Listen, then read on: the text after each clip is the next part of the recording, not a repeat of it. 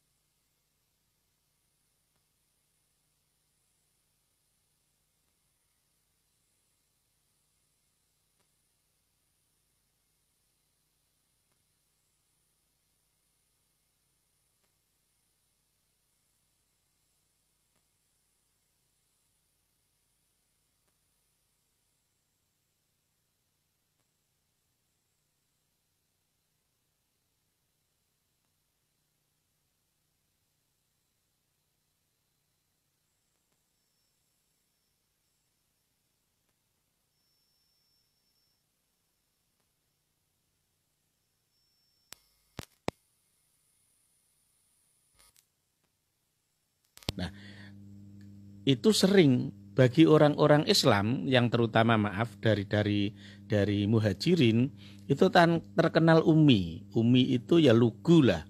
Lugu dari kata umun ibu itu artinya lugu. Nah, bisa diartikan secara maksud istilah itu artinya nggak bisa membaca dan menulis. Sehingga ketika orang-orang Madinah Yahudi ini membaca lafal tertentu yang didengar di telinga seakan itu diambil dari Taurat, maksudnya agar orang-orang muhajirin tertipu atau orang-orang Madinah asli yang dari kalangan Umi juga tertipu. Jadi seakan-akan jadi sebenarnya dari kata layon yalwuna itu maksudnya dari kata dasar layon itu artinya adalah memutar-mutar. Dari ilate bidar bahasa kita ya pandai bersilat lidah lah. Dari ilate diinggak-inggokke ilate cengkoke ini ditotos demikian rupa seakan-akan ya kan bisa jadi banyak ya. Iya. Ketika ada orang maaf karena itu para ustadz, para kiai banyak yang memfatwakan, menganjurkan sebaiknya kalau itu bukan Quran jangan dilakukan seakan Quran. Nah itu dalam rangka termasuk untuk menghindari ini.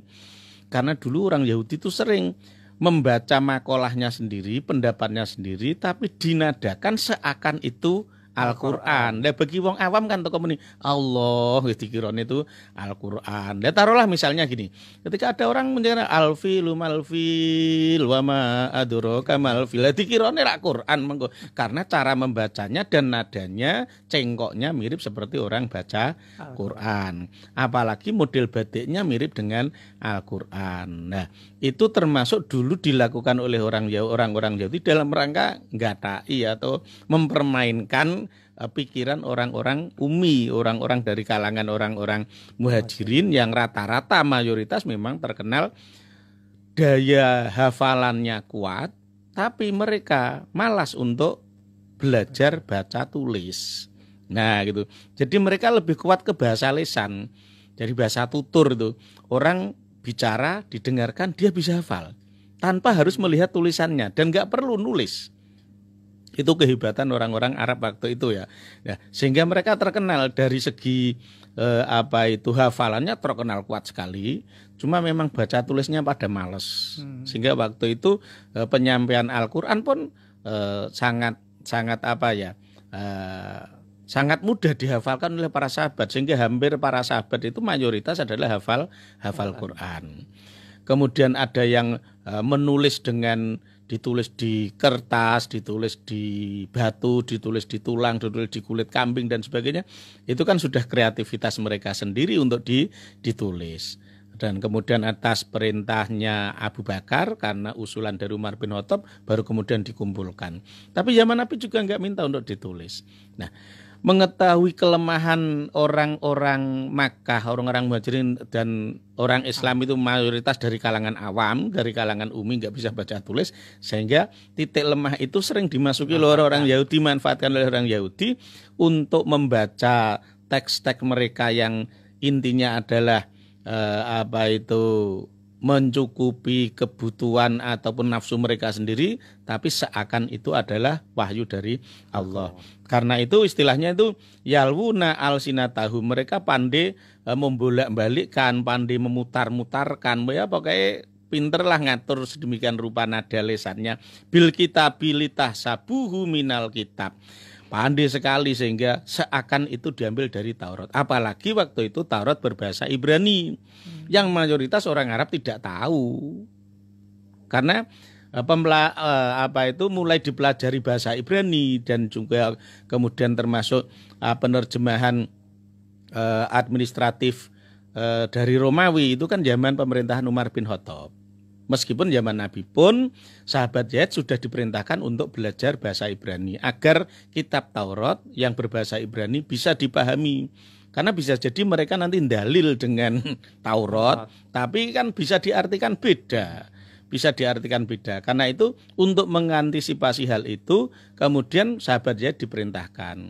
Ya, termasuk Abdullah bin Salam mantan pendeta Yahudi itu termasuk Islam diuntungkan ketika Abdullah bin Salam itu pendeta Yahudi di Madinah kemudian masuk Islam. Sehingga kalau ada orang Yahudi macam-macam ngarang dalil seakan itu Taurat, maka biasanya dipanggilkan Abdullah bin Salam. Betulkah ini diambil dari Taurat? Ya, karena bagaimanapun juga waktu itu dominasi Yahudi kan sangat kuat di Madinah sebagai penguasa ekonomi maupun penguasa sosial. Jadi secara sosial memang luar biasa. Apalagi sahabat-sahabat Nabi, orang-orang Madinah yang masuk Islam ini rata-rata adalah dari kalangan awam, dari kalangan budak. Bahkan dari kalangan yang tidak punya prestis. Waktu itu di Madinah itu kalau orang itu tidak diketahui itu dari bani siapa. Misalnya dari daerah suku mana, apa dia dari kalangan Hifari, apakah itu dari kalangan Bani Nadir atau Bani Quraidah, dia tidak punya marga. Nah gitu, enggak punya marga. Itu waktu itu ya dianggap kecelakaan sosial yang luar biasa. Nah, udah luar biasa lah. Kebetulan itu kan yang masuk Islam kebanyakan dari kalangan budak. Tentu saja mereka dari kalangan orang miskin. Rata-rata juga tidak punya nasab. Kalau orang Jawa dihitung orang kelompok ningrat lah. Ya kelompok ningratan. Kelompok ningratan, orang kelompok ningrat.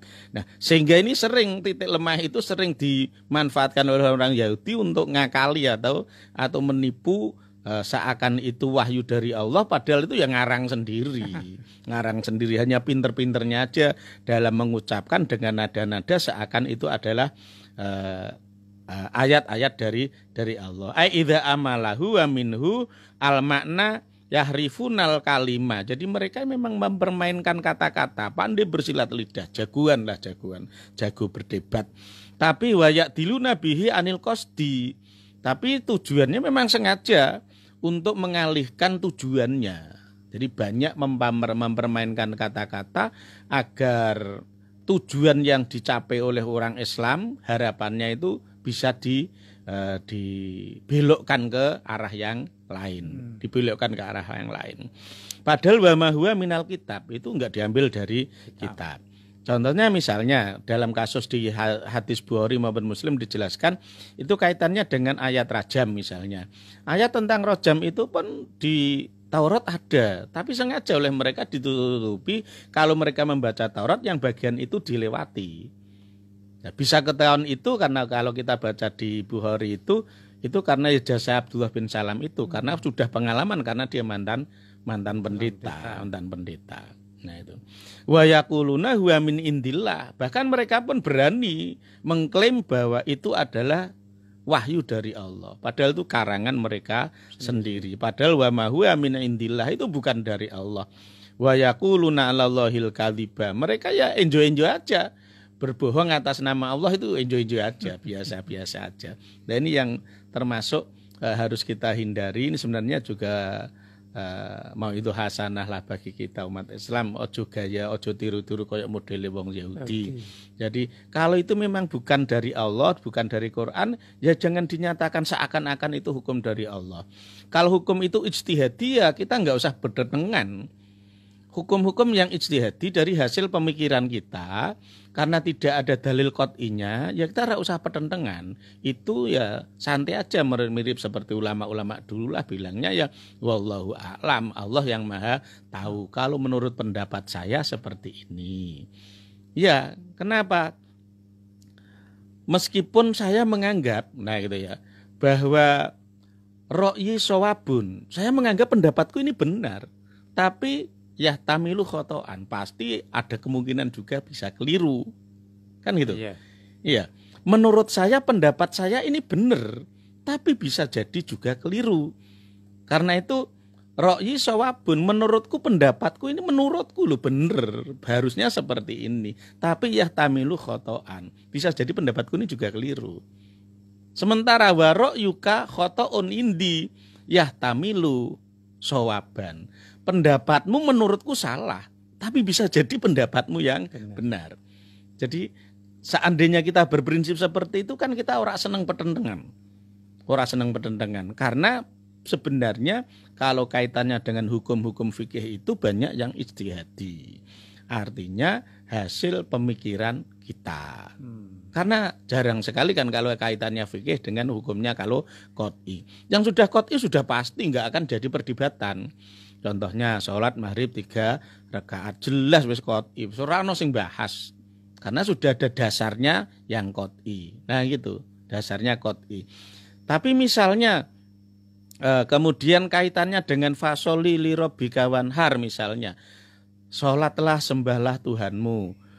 Wanhar dan sembelihlah. Kalimat itu kan muncul banyak pendapat. Padahal satu dalil yang sama, fasoli li rabbika wanhar.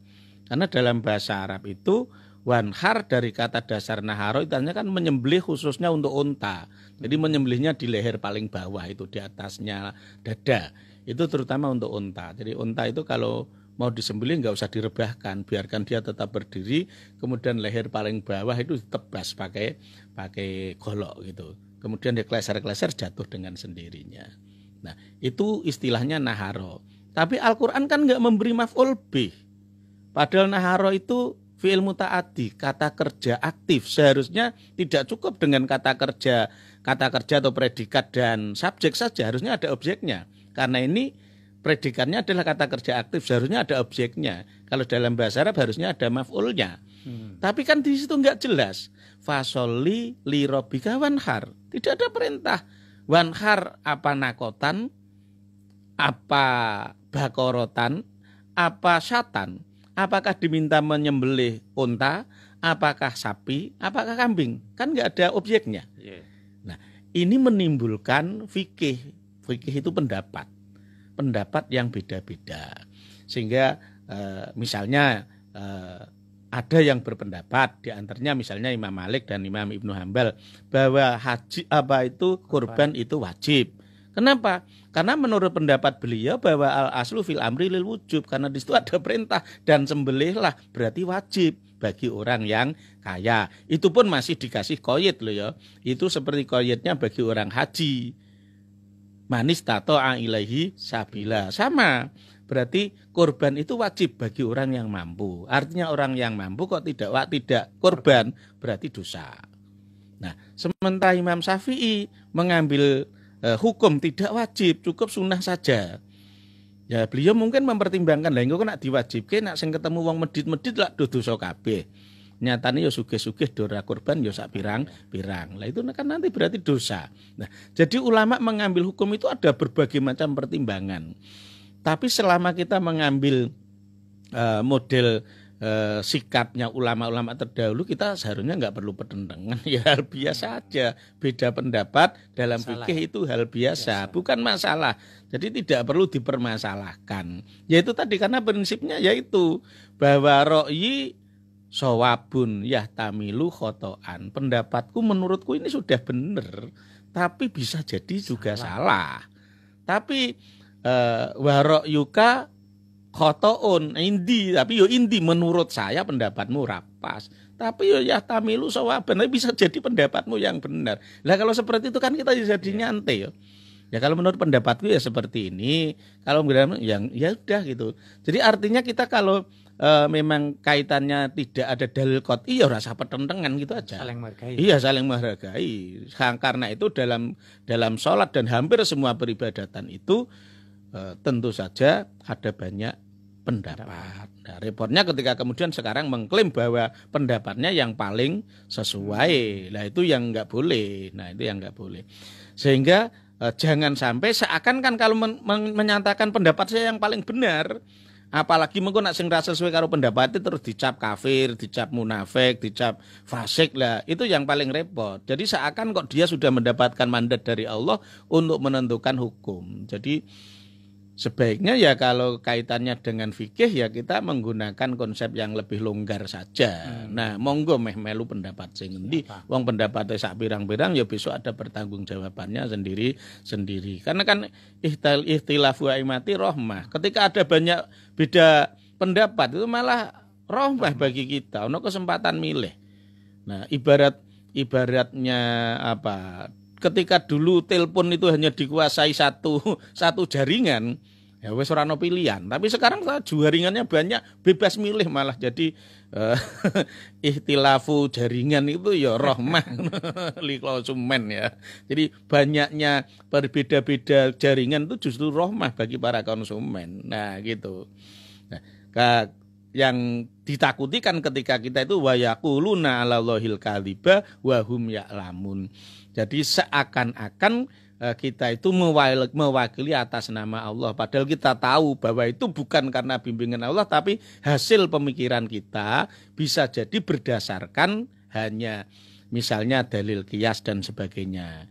Karena dalam satu dalil yang sama bisa menimbulkan hukum yang berbeda, pendapat yang berbeda. Kita ambil contoh tadi lah, sama-sama perintah fasoli li rabbika wanhar. Nah, contohnya itu akan menimbulkan banyak pendapat dengan ayat yang sama. Nah, itu. Ya, kita diskusi sebentar ya. Yang pertama, tadi apa ya? Istilahnya orang-orang Yahudi itu kan senangnya kan mempermainkan kata-kata. Apa ini munculnya nabi-nabi palsu pada saat itu? Justru pada zaman itu tidak muncul nabi-nabi palsu kecuali yaitu termasuk Musailamah al-Kadzdzab, terus ada dua lagi itu ya. Itu juga dari kalangan orang Madinah. Memang mereka juga termasuk orang-orang yang pandai-pandai semuanya itu. Sehingga mereka merasa menyaingi. Nah, kalau Muhammad bisa menerima wahyu, saya juga bisa. Bahkan Musailamah al-Kadzdzab itu terkenal sekali, ada salah satu suratnya itu Al-Difda. yang menerangkan tentang kodok. Nah, itu ya menjelaskan tentang bagaimana kodok, bagaimana kata itu menyelam di air, bagaimana dia menghasilkan anak atau kecebong dan sebagainya, itu muncul di konsepnya atau wahyunya Musailamah Al-Kadzab. Terkenal sekali itu Mifta itu. Nah itu. Ya ketika dibaca ya persis seperti kayak modelnya Al-Qur'an. Nah gitu. Tapi itu dalam rangka termasuk nipu sebenarnya. Waktu itu Musailamah sempat mendapatkan banyak pengikut juga. Dan mereka meyakini bahwa Musailamah itu juga Nabi, juga Rasulullah. Karena dia begitu pandainya menciptakan surat-surat yang mirip-mirip seperti di Al-Qur'an. Mirip-mirip ya, surat pendek-pendek itu yang dicontoh dia itu. Yang biasanya bisa kita ambil di sejarah itu ya yang dia menyampaikan wahyu tentang kata itu. Kata dan burung dara kalau nggak salah itu kaitannya dengan itu. Memang apa ya? Orang pandai itu kadang-kadang nyun sewu. Orang dia sendiri kan kadang-kadang aliran-aliran yang beda itu kan juga orang pandai juga kan. Memang apa ya?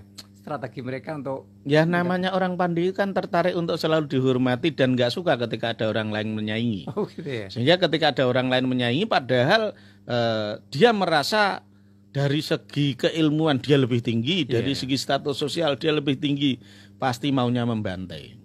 Dan itu manusiawi, itu manusiawi. Jadi nggak usah kaget ketika kita ketemu dengan orang yang merasa dirinya alim alamah. Nah itu kemudian ketemu dengan lihat orang lain yang mungkin dia menurut dia tidak alim tidak alamah, tapi kok malah lebih digugu oleh masyarakat misalnya ya. Dia lebih telaten ngurmati jamaah, taruhlah. Nah, dia yang pinter malah ya Allah Gusti jamaah siji loro we ora kerasan ning ngene dhek, itu bisa jadi bikin iri sama. Maka dia kemudian gawe odo-odo. Sama seperti Musailamah bin Al-Kadzab kan gitu. Kan gitu. Bahkan waktu itu Musailamah itu sempat nembung Nabi loh. Datang menemui Nabi itu. Jadi minta semacam kayak tongkat estafet. Ya jadi nanti kalau engkau meninggal, tunjuklah saya sebagai penerus kenabianmu lah. Jadi rumangsane kaya tongkat kenabian itu mirip seperti mahkota raja, jadi iso diwariske. Ya Nabi akhirnya menyatakan jangankan kok itu tongkat kenabian, kayu itu pelepah kurma ini pun nggak akan saya berikan sama kamu. Nggak akan. Nah itu akhirnya kan setelah Nabi meninggal dunia, baru Musailamah Al-Kadzab berani memproklamirkan diri sebagai Nabi. Itu zaman Abu Bakar menjadi khalifah. Akhirnya diperangi oleh Abu Bakar. Kenapa? Dia menfatwakan bahwa orang Islam nggak wajib zakat, nggak wajib sholat. Nah, zaman ku yo paling seneng wah jan cocok iki. Matuk rasa zakat rasa soalnya hawane arek wegah kok ndak entuk nabi anyar sing muni ngono hawane kan cocok nah. Nah, dadi kelompok wong medit lah kelompok wong keset ya entuk Musailamah Al-Kadzab ya seneng katanya. Nah, sehingga akhirnya oleh Abu Bakar pun diperangi. Tapi strategi Rasulullah beda. Artinya apa? Mereka itu kan maaf dapat dikatakan pengikutnya kelas bawah. Semuanya stratanya kelas bawah. Tapi justru strateginya bisa mengasah itu apa itu? Kalau Nabi Muhammad SAW itu kan prinsipnya Nabi itu kan muhsin. Nabi itu betul-betul muhsin. Muhsin itu man ahsana man asa'ahu. Orang yang bisa membalas baik meskipun diperlakukan buruk. Jadi kalau Nabi itu berarti kuncinya ya super sabar. Sehingga itu kan banyak Nabi di alam-alam itu fabima rahmati minallahi lintalahum. Nah itu. Kenapa? Nabi kan lemah lembut, akhlaknya yang diutamakan. Sekarang walaupun tafadzun ghalidul qalbi lan fadzu min haulika. Seandainya Muhammad kamu omongannya kasar, gawe geger, kemudian hatinya juga keras, bukan seorang pemaaf, lan fadzu min haulika, ayo bubar jamaahmu, bubar umatmu. Bahkan yang luar biasa. Abdullah bin Ubay bin Salul itu kan jelas dinas oleh Al-Qur'an kan. Dinas oleh Al-Qur'an bahwa dia itu orang munafik, cetha. Lah nek sakniki kan dicap munafik oleh dicap enggak mergo orang dukung partaiku tak cap munafik, orang dukung kiaiku tak cap munafik. Kan padha ra cethone kuwi asline. Nah itu. Tapi zaman Nabi itu kan turun wahyu yang menjelaskan tentang Abdullah bin Ubay bin Salul itu kan dia kan juga mantan pemimpin Madinah. Intinya kan iri. Seharusnya itu yang diangkat jadi penguasa dan pemimpin Madinah itu seharusnya adalah ya Abdullah bin Ubay bin Salul. Tapi ternyata masyarakat Madinah lebih memilih Nabi Muhammad untuk menjadi juru damai mereka dan diangkat sebagai pemimpin. Nah, sehingga yang luar biasa lagi itu ketika Abdullah bin Ubay bin Salul ini meninggal dunia, Nabi itu enggak pendendam. Meskipun yang mengfitnah Aisyah selingkuh dengan Sofwan bin Mu'attal, siapa yang membuat berita hoax itu? Ya Abdullah bin Ubay. Tapi ketika dia itu punya anak, Abdullah bin Abdillah bin Ubay bin Salul, ini ternyata Islam dan Islamnya bagus kok. Itu ketika Abdullah bin Ubay tokoh munafik ini meninggal dunia, itu pesen. Jadi pesen sama anaknya, minta jubahnya Nabi Muhammad.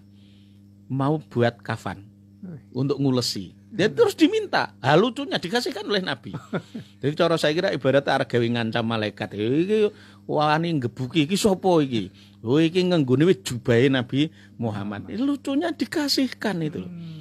Tapi karena Nabi itu mau mengasihkan dan waktu itu sempat mau menyolati sebelum turun ayat yang melarangnya, itu Nabi sudah mau menyolati tadinya.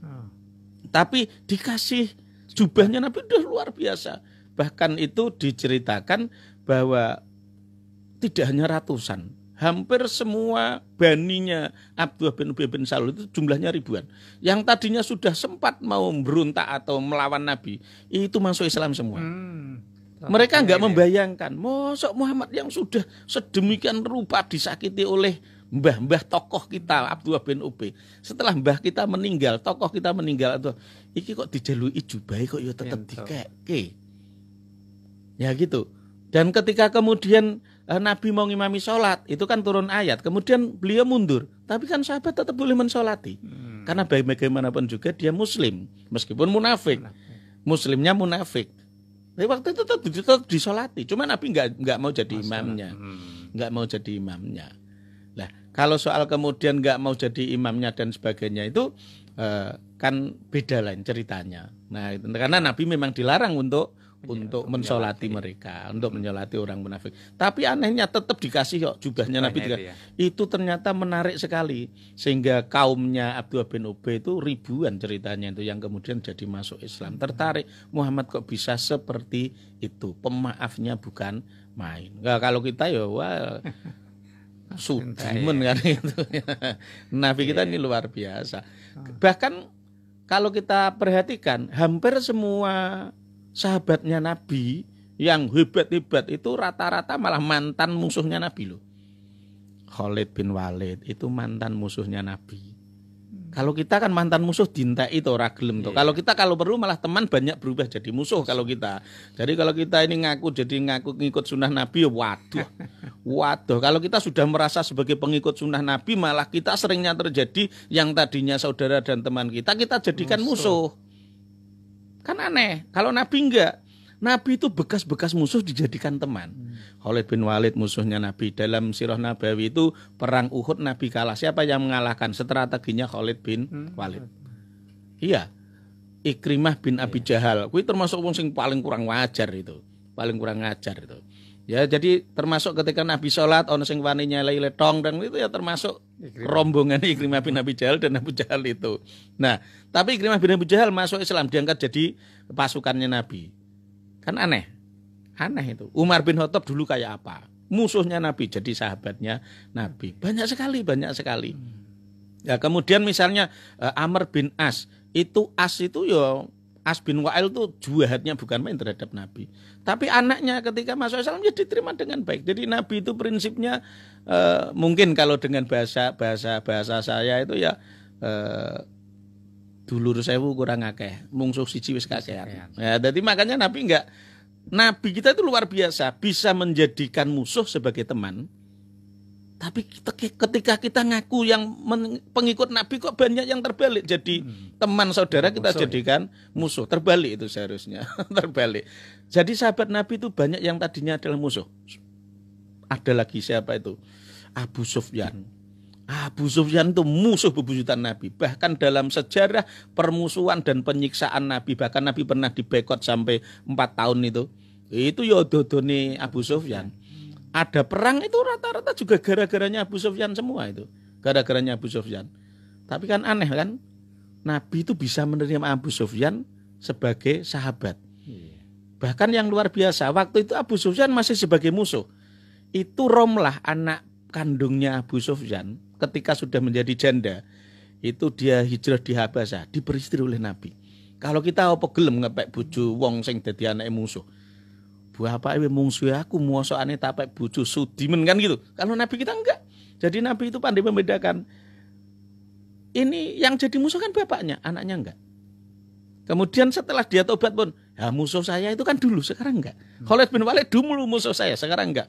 Wah, kalau kita orang gaduh Pak, orang gaduh, orang namung susah, orang gaduh. Wong kita ini rata-rata pendendam kelas berat. Karena itu Nabi itu wa in udhiya ya'fu wa la yu'aqib. Nabi itu kalau disakiti hatinya pasti memaafkan tanpa dimintai maaf. Bahkan wala yu'aqib, enggak punya rencana untuk balas dendam. Seandainya Nabi itu suka balas dendam ya orang Makkah ludes habis itu. Ludes habis ya. Kata waktu Fathu Makkah kan posisinya menang total itu, menang total ya, ibaratnya orang Makkah wes posisinya udah kayak timun ngelawan duren lah itu. Orang Madinah yang datang dalam posisi jumlah pasukan cukup besar, orang Makkah sudah ngumpet nggak berani ngelawan ya rugi. Nah tapi ketika mereka itu didatangi oleh Nabi, mereka pada ketakutan. Nabi bilangnya apa? Idhabu wa antumut tulaqa. Udah sana pergi-pergi, kalian bebas merdeka, nggak ada pembalasan apa-apa. Wah, senenge tenanan Pak. Luar biasa. Ini perlu contoh ini. Ya. Kita para pertama break dulu ya. Pendengar pemirsa, kita jeda sejenak, setelah itu jangan lupa nanti setelah sesi